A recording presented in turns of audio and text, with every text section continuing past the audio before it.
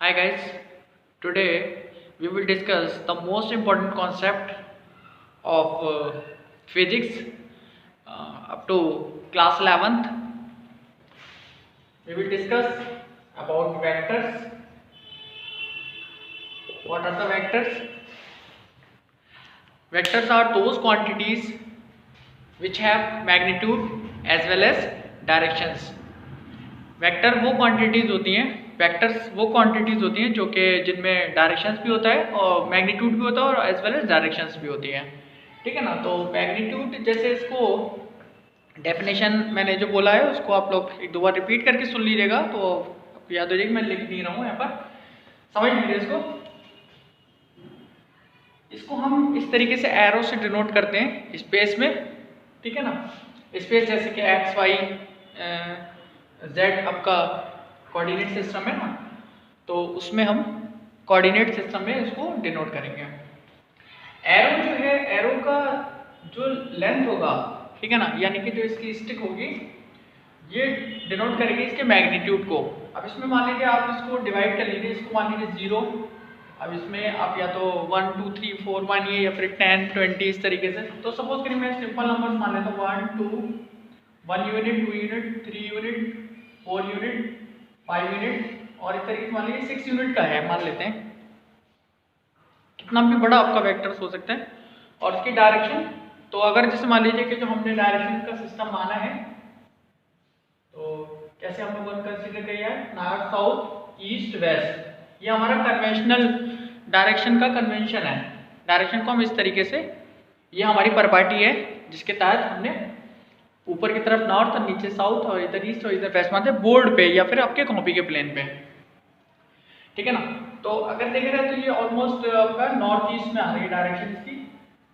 तो जैसे ये 6 यूनिट का वेक्टर है और इसकी डायरेक्शन किधर है, नॉर्थ ईस्ट में है। अब वेक्टर क्वांटिटीज कौन कौन सी हैं, जैसे डिस्प्लेसमेंट है, वेलोसिटी है, एक्सीलरेशन है, फोर्स है। ठीक है ना। और इसके अलावा जैसे मान लीजिए मोमेंटम है, ओके ना। और मोमेंटम दोनों लीनियर मोमेंटम और एंगुलर मोमेंटम, टॉर्क है और इलेक्ट्रिक फील्ड और magnetic field. These are the vector quantities. Okay. तो ये आपकी वेक्टर के बारे में बेसिक कॉन्सेप्ट हो गया। अब इसके टाइप्स देख लेते हैं। ठीक है ना। इसका टाइप्स देख लीजिए। जैसे कि मान लीजिए कि सबसे पहले पैरेलल वेक्टर। पैरेलल वेक्टर्स क्या होते हैं? Parallel vectors are those vectors which lie in the same direction or angle between those vectors are 0. Suppose करिए these are the two vectors A and B। ठीक है ना। और ये पैरेलल वेक्टर्स हैं, तो पैरेलल वेक्टर में एंगल कितना बनेगा, 0। ओके। एंटी पैरेलल वेक्टर्स, तो एंटी पैरेलल, ये पैरेलल का सिंबल बना दिया है, वेक्टर्स। एंटी पैरेलल वेक्टर्स में सपोज करिए दो वेक्टर्स हैं, vector A and vector B.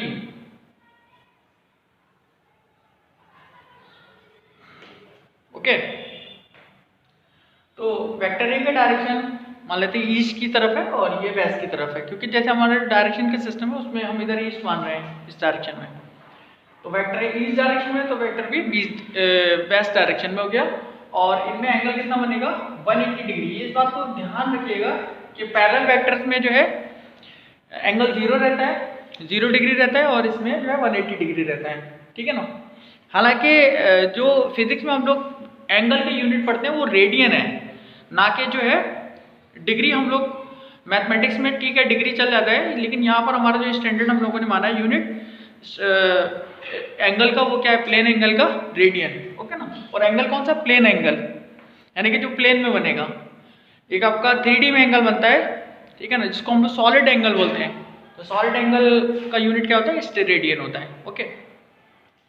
तो ये आपका पाई रेडियन होगा। Okay, pi radian 180 degree is equal to pi radian. अब इसमें एक चीज आती है इक्वल वेक्टर।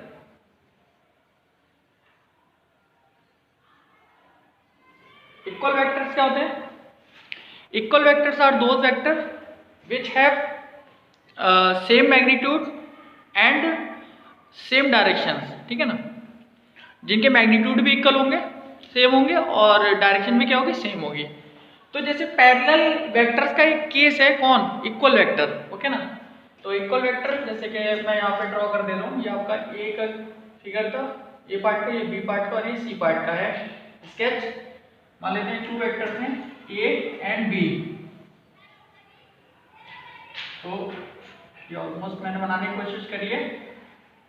अभी देखिए मेरे पास स्केल तो है नहीं, तो अगर थोड़ा छोटा बड़ा लगे तो उसको कंसीडर कर लीजिएगा, ठीक है ना। तो ये वेक्टर है और ये वेक्टर बी। ओके, और ये इक्वल है, तो मतलब इक्वल कब होते हैं वेक्टर? डेफिनेशन क्या है? Which have same magnitude and same direction. Okay, D है negative vectors.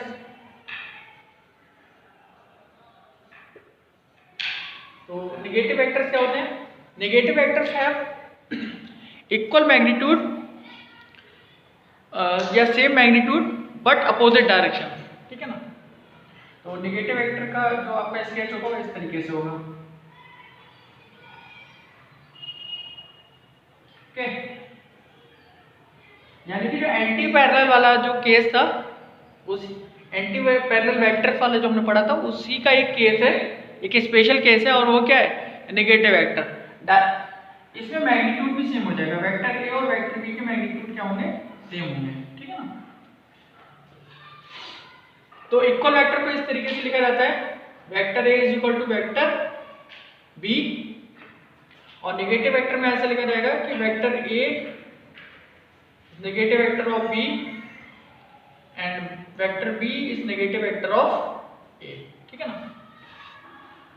Is it clear? अब देखिए और बाकी की इसके पार्ट डिस्कस कर लेते हैं। अगर आपको वीडियो को मतलब जैसे कि अगर ये चीज़ें देखना है दोबारा से, तो आप वीडियो को पॉज करके या फिर उसमें बैक जा करके आप फिर से देख सकते हैं। ओके ना, चलिए नेक्स्ट इसमें हम लोग कंसीडर करते हैं कोप्लेनर वेक्टर या कोलिनियर वेक्टर्स। ये सारे वेक्टर्स में हमने डिस्कस करने हैं। वेक्टर बहुत अच्छे से पढ़िए क्योंकि मैथमेटिकल कॉन्सेप्ट है और फिजिक्स में आपका काफ़ी मददगार साबित होगा, ठीक है ना, क्योंकि ज़्यादातर क्वांटिटी आपकी वेक्टर है और उनको आपको डील करना है विद डायरेक्शन, ठीक है ना।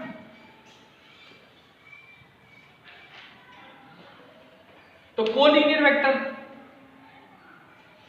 व्हेन 2 वेक्टर्स और more than 2 vectors lying along the same line, ठीक है ना, एक ही लाइन पे जब लाई करेंगे तो इसको क्या बोलेंगे? Collinear vector. मान लीजिए कि दोनों एक ही लाइन में हैं, तो बोलते हैं एक वेक्टर ए है और दूसरा वेक्टर भी इसी लाइन में एकदम जस्ट ये जो स्ट्रेट लाइन थी ना, क्या कहलाएंगे? Collinear vector. ओके, और कोप्लेनर वेक्टर यहाँ पे लिख देते हैं कोलिनियर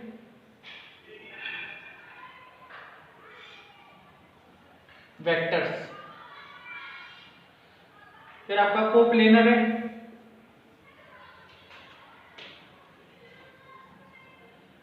कोप्लेनर वेक्टर्स।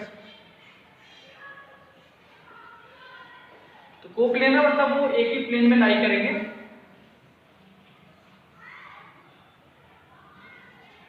सपोज कर लेते हैं vector A and vector B, ये आपके एक ही प्लेन में लाई कर रहे हैं, ठीक है ना, lying in the same plane. Same plane जैसे कि मान लीजिए बोर्ड का प्लेन है तो दोनों बोर्ड के प्लेन में होंगे, कोई भी ना बोर्ड के प्लेन से बाहर होगा ना कोई बोर्ड के प्लेन के अंदर होगा, ठीक है ना। ये बोर्ड के प्लेन में होंगे या कॉपी का प्लेन आप ले लीजिए, कोई भी एक प्लेन लीजिए, उसी प्लेन में दोनों आएंगे, ठीक है ना। तो इनको क्या बोलेंगे? ऐसे और भी वेक्टर्स हो सकते हैं, सी और डी भी मान सकते हैं या आगे भी मान सकते हैं, तो कितने भी हो सकते हैं, लेकिन शर्त क्या है कोप्लेनर होने के लिए? वो एक ही प्लेन में लाई करना चाहिए, ओके ना। तो तो ये आपका कोप्लेनर वेक्टर्स हो गए। अब इसमें मोस्ट इंपॉर्टेंट कॉन्सेप्ट आता है आपका यूनिट वेक्टर और जीरो वेक्टर का। तो जीरो वेक्टर बहुत पूछा जाता है, इसको आप लोग अच्छे से डिस्कस करिए, समझिए। जैसे कि जीरो वेक्टर,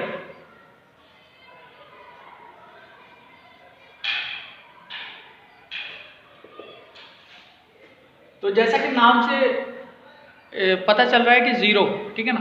तो जीरो की जब बात आती है तो हमारे दिमाग में जो है एक मतलब सिंबल आ जाता है जीरो, लेकिन जीरो का कंसेप्ट बहुत ही आप इम्पॉर्टेंट है और बहुत ख़ास है, और ये हमारे इंडिया में ही डेवलप हुआ है जीरो का कॉन्सेप्ट। जैसे कि आप लोगों ने जनरल नॉलेज में, जनरल स्टडीज़ में पढ़ा होगा कि आर्यभट्ट ने जो है इसका कॉन्सेप्ट दिया था जीरो वेक्टर्स का। तो जीरो क्या होता, जीरो का, ठीक है ना। तो जीरो क्या होता है, मतलब जो कोई चीज़ नेग्लिजिबल हो जाए किसी दूसरी चीज़ के कंपेरिजन में, तो उसको जीरो बोलते हैं। सपोज करिए आपके एक पॉकेट में जो है 10,000 रुपये है और दूसरी पॉकेट में जो है 10 रुपये हैं। तो वैसे तो 10 रुपये का अपने आप में वैल्यू है, आप डेयरी मिल्क ले सकते हैं या कुछ भी कहीं आ जा सकते हैं, थोड़ा आसपास के गांव में या कहीं ट्रैवल कर सकते हैं 10 रुपये में, बस में या ऑटो में। लेकिन जब आपके पॉकेट में 10,000 रुपये है तो आपका ध्यान किधर रहेगा, 10,000 रुपये की तरफ रहेगा, ना कि 10 रुपये की तरफ। तो उस वक्त 10 रुपये क्या हो जाएंगे, जीरो हो जाएंगे, ओके ना। इसको नल वेक्टर भी बोलते हैं, जीरो वेक्टर क्या बोलते हैं, नल वेक्टर, और वाइड वेक्टर भी बोलते हैं, ठीक है ना। नल वेक्टर काफी है, वाइड रहने दीजिए, ठीक है। तो नल जीरो वेक्टर क्या होता है, अ वेक्टर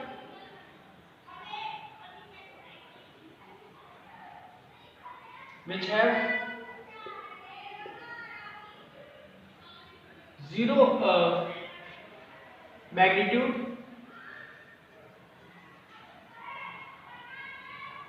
या magnitude is zero but arbitrary direction. अब बच्चे क्या है, जीरो वेक्टर में वो लोग ये लिख लेते हैं कि विच हैव जीरो मैग्नीट्यूड, जिसका मैग्नीट्यूड जीरो हो तो जीरो वेक्टर हो जाएगा। लेकिन वेक्टर में मैग्नीट्यूड के साथ साथ क्या होती है, डायरेक्शन भी होती है, तो आपको डायरेक्शन भी कोई दिखाना पड़ेगी। तो डायरेक्शन एनी डायरेक्शन या आर्बिट्रेरी बोलो तो मन चाहिए आपकी, ठीक है ना, ओके।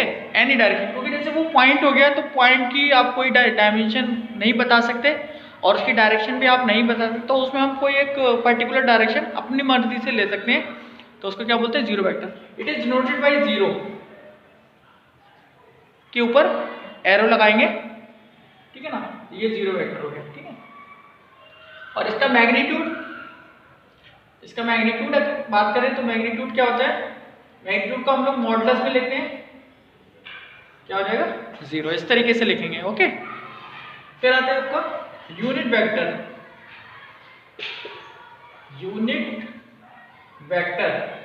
ठीक है ना, इकाई सदिश।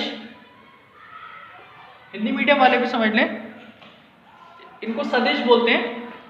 सदिश राशियां वह राशियां होती है जिनमें परिमाण के साथ साथ दिशा भी होती है, ठीक है।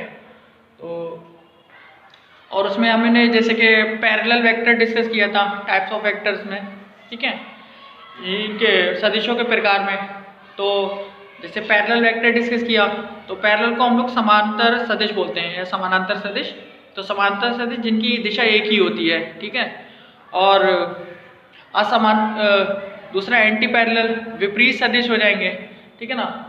तो विपरीत समानांतर सदिश हो जाएंगे। तो विपरीत समानांतर सदिश क्या होते हैं, जिनकी दिशा जो होती है जस्ट अपोजिट होती है, यानी कि एकदम विपरीत होती है, ओके।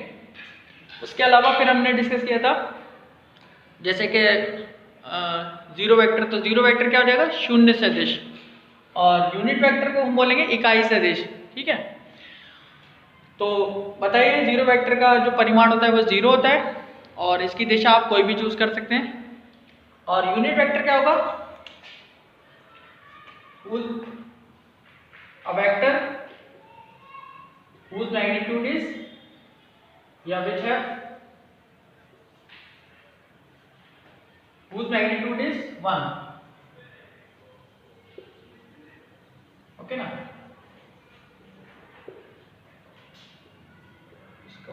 ठीक है ना। तो अगर जिसका मैग्नीट्यूड क्या हो 1 हो तो उसको क्या बोलेंगे, यूनिट वेक्टर।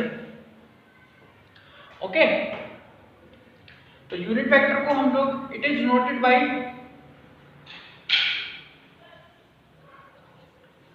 इसको डिनोट कैसे करते हैं, जो आप सिंबल यूज कर रहे हैं जैसे कि ए बी या जो भी सिंबल यूज कर रहे हैं उसके ऊपर कैप लगाएंगे। ठीक है, कैप क्यों लगाएंगे, क्योंकि ठंडी बहुत है, इसको सर्दी पकड़ लेगी क्योंकि आजकल सर्द बहुत ज़्यादा पड़ रही है, तो इसके ऊपर भी कैप लगा दी। जैसे आप लोग अपने ऊपर कैप लगाते हैं तो इसके ऊपर भी कैप लगाते हैं। नहीं ऐसा नहीं है, इसको मतलब दिखाने का तरीका है। ओके ना, तो ये, और इसको लिखते कैसे हैं यूनिट वेक्टर को, आगे इसके बारे में जब थोड़ा सा डिटेल में और पढ़ेंगे तो यूनिट वेक्टर और डिटेल समझाएंगे। अभी मतलब बेसिक कॉन्सेप्ट चल रहा है। यूनिट वेक्टर को vector A upon magnitude of vector A, अगर हम यूनिट वेक्टर ए लिख रहे हैं, ओके ना, ए कैप, तो ये क्या होगा, vector A upon magnitude of unit vector. और मैग्नीट्यूड ऑफ यूनिट वेक्टर को आप सिर्फ ए से भी डिनोट कर सकते हैं। जैसे वेक्टर ए का अगर सिंपल ए लिख दिया आपने तो वो यूनिटी ही होता है, वो सॉरी उसका जो है मॉडुलस होता है, ये आपका यूनिट वेक्टर हो गया। ओके ना, और मॉडुलस को इस तरीके से लिखेंगे। ओके, क्लियर हुआ कि नहीं। अब नेक्स्ट इसमें हम लोग एडिशन ऑफ वेक्टर्स देख लेते हैं।